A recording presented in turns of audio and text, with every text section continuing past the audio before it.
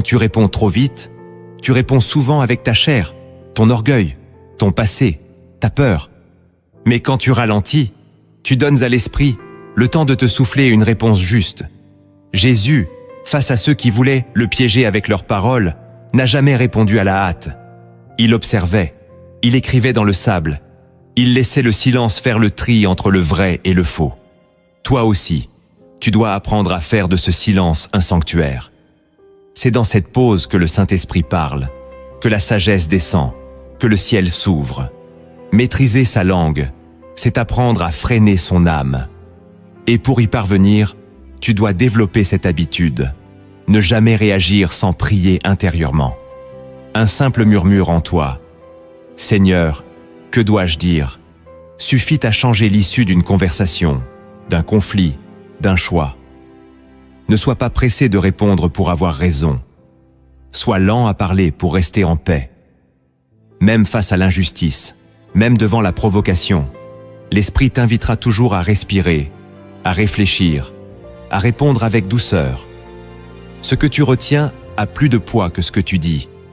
C'est là que se cache le vrai pouvoir spirituel. Celui qui ralentit avant de parler, choisit de ne plus vivre en victime des circonstances, mais en fils conduit par Dieu. Retiens ceci. Chaque parole que tu ne dis pas peut être une offrande de plus sur l'autel du caractère de Christ en toi. La maîtrise de soi commence par la maîtrise de ta bouche.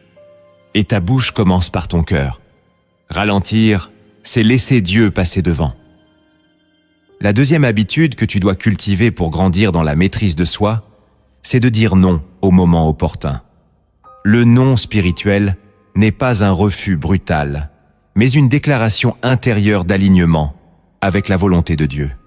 Dans Matthieu chapitre 4, lorsque le diable propose à Jésus tous les royaumes du monde, Jésus ne négocie pas, il ne réfléchit pas longuement, il dit non avec autorité. Et ce non était nourri de l'Écriture. Tu ne pourras pas maîtriser ta vie si tu ne maîtrises pas ta capacité à dire non. Non aux invitations qui t'éloignent de la prière. Non aux habitudes qui consument ton temps. Non aux compromis qui salissent ton témoignage. Chaque fois que tu dis oui à quelque chose que le Saint-Esprit t'avait dit d'éviter, tu perds un peu de ton autorité spirituelle. L'ennemi sait que ton manque de discipline affaiblit ton onction.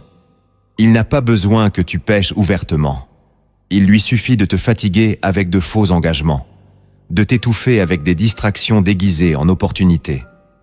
La maîtrise de soi, c'est savoir dire non, même quand personne ne comprend, même quand la chose semble bonne,